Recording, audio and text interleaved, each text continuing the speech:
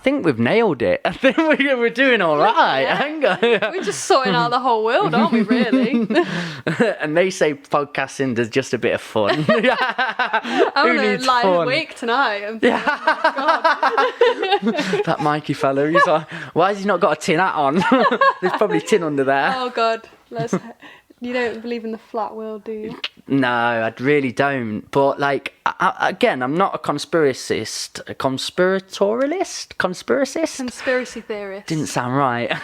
But there's things that have come out as true now for definite, like the Epstein story, or there's so many stories that come out and you're like, and what happened was they're all in the conspiracy theory box, and then as soon as one's in there but actually gets found out, it gets plucked out, and then what does it become? Oh, real. So then you've got this box of like, oh, they're all daft idiots for talking about things, but it's okay to be curious. Of course it is. The one thing you've got to be is fluent and able to budge. I wrote a little lyric the other day, and I was proud of it, but it said, like, opinions faulty because if you don't budge, you judge. Yeah. And I really believe in that. Like, if you aren't willing to be curious, aren't willing to search and think, then you're losing the battle there. But as soon as you, like the flat earthers, when that can be disproved, and when there's so much information saying other, because they've built all their identity and self out of that belief, they won't budge on it. They're just like, no. Well, have you thought of this? Yeah. I'm like, yeah, we've thought of that and we've discussed it, and it's stupid. And that's what people do with politics. Yeah, and again, it's the conflict, isn't it? What the conflict it creates. It's just, all we need now is people being open with their hearts and open with their minds, and just allowing mistakes are fine. Let people be clumsy. Let people get rid of this "I told you so" attitude. Yeah, why does everyone want to be right so much? No, it's crazy. I'm not married to these beliefs. Like, if you came back at me and said, yeah, but Mikey, have you thought of this and this? I'd say thank you for educating and like helping me grow. Research this now. Yeah. And, it's just all about sparking these conversations. Not feeling so down or argumentative when someone just approaches a topic that you don't particularly agree with.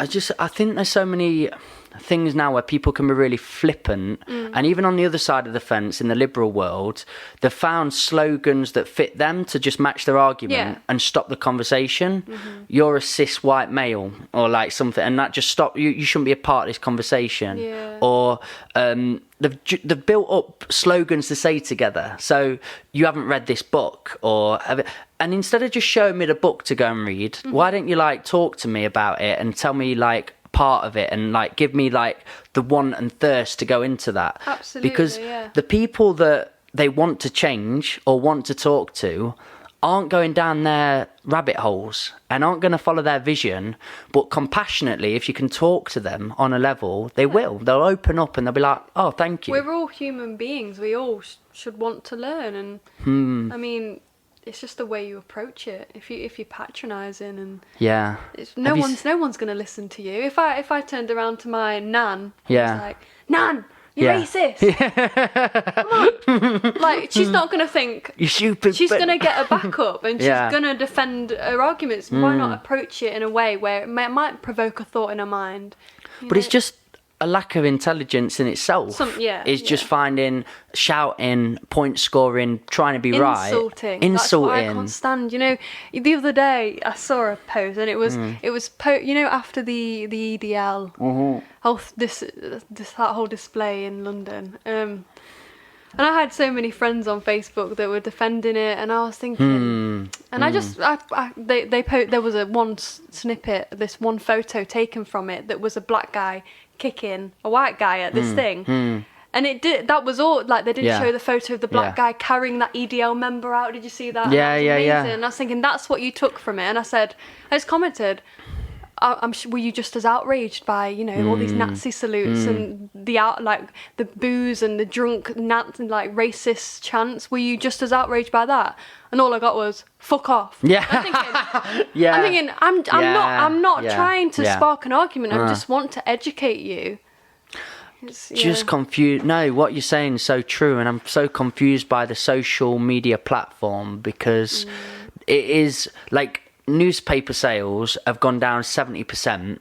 So where they're getting all Yeah, but where they're getting all their money now and it is clickbait. Yeah, of course and it is. Like going through social media. Yeah. So the media have cleverly just imposed and like brought out like what works. So even like going down the semantics of Black Lives Matter, All Lives Matter, they're putting that out in the face. And even if it's on your side or on the other side, putting that out there gets them clicks. Of course it so does. it's causing up a stir, and everyone's like playing the game. That's the problem. If you play the game, they are masters of it, and they'll use you as all their little is it prawns in pawns little prawns.